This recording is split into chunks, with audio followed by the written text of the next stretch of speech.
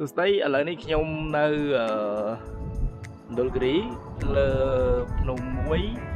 ហើយនៅក្នុង resort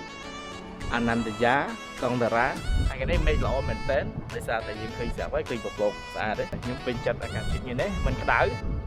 ហើយក៏មិនត្រជាក់ដែរ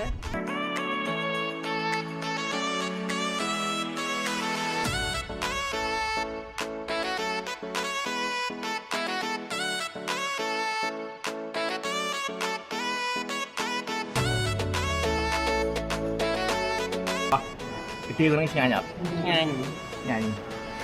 ធ្វើការហ្នឹងដូរតែបាយ3ពេលទេមែនទេដាក់ទឹកមកដូរលុយដែរអើយ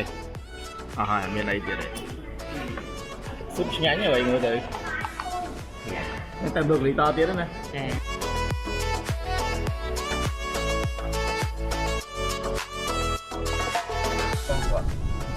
អូយមីកប់ឥឡូវយើងចូលទៅរមណីយដ្ឋានពលនីយដ្ឋានអូរមីសនឹងទៅសំណាក់អីតាមប៉ាត់ទៅចូលទៅក្រុមទៀនមួយសិន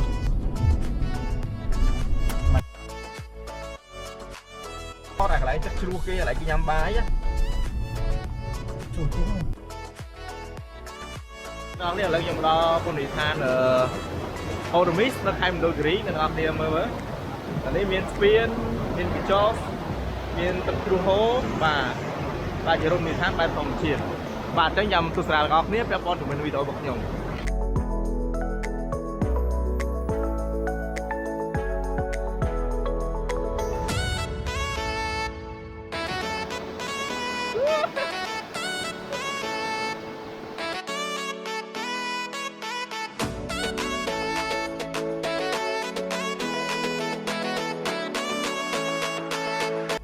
អូខេថ្ងៃទី2នៅមណ្ឌលគិរីហើយយើងបន្លំឡើងចាប់ដើមធ្វើការនៅ resort ដដែលបន្តមកទៀតបានយើងចេញទៅទឹកជ្រោះវូស្រាហើយខ្ញុំគិតថាធម្មជាតិនៅទឹកជ្រោះវូស្រាស្អាតប៉ុន្តែយើងចេញទៅមើលទាំងអស់គ្នាហ្មងនៅទីចិត្តទៅដល់ណៃឡំឈ្មោះខ្លួនឯងផងខ្ញុំអ្នកលៀបបុកឈ្មោះត្រកនេះវ័នតែមកពីណាវិញគាត់ពីពេញអៀនណាកាមេរ៉ាអត់វីដេអូម្ដងណាខ្ចីរស៊ីនេះហើយនឹងមកធ្វើការវាឲ្យហ្វូតូនេះ pre-wedding ក៏គេនិយាយចាខប់អូខេមកទស្សនភាពជុំវិញកន្លែងដែលយើងថត pre-wedding ស្អាតណាស់មើល fresh ហ្មងក្រោយយើងក្រោយអូ fresh ហ្មងណាអូខេថ្ងៃហ្នឹងយើងបានក្រុមការងារបានស្រស់អលីវ៉នគាត់ចូលមកជួយថ្ងៃហ្នឹងហើយគាត់អ្នក make up ឲ្យខ្ញុំតែឲ្យគាត់កំមុំខ្ញុំអូខេអរគុណច្រើនជួបគ្នាទៅទៀតពេលគាត់ make up ថត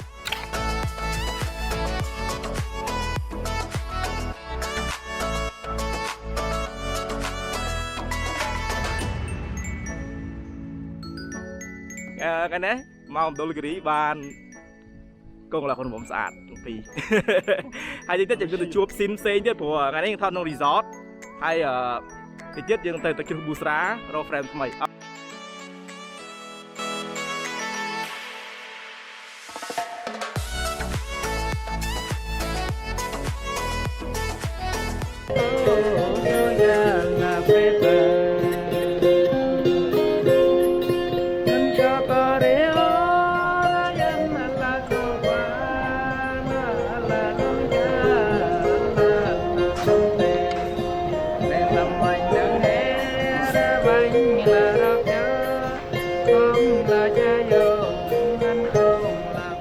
អ្នកទាំងអស់គ្នាឥ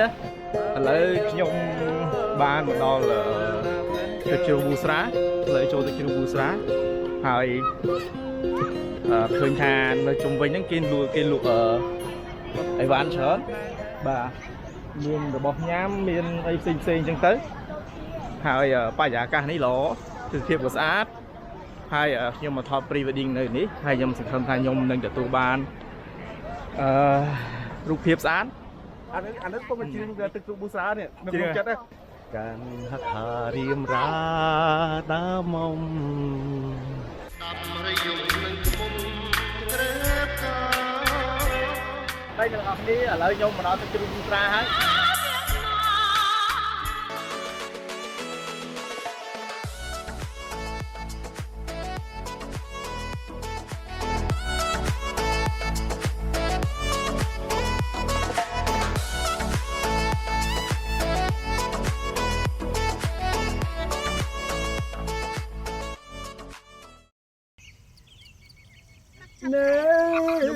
ភ្នែកលើកពណ៌លើព្រួយយ៉ាងស្នា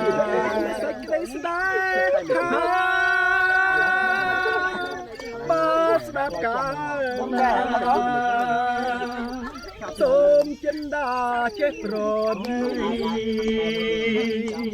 ពុកអូននេះហើយដែរបងប្រាថ្នាកាន់ដៃអូនចូលរងការ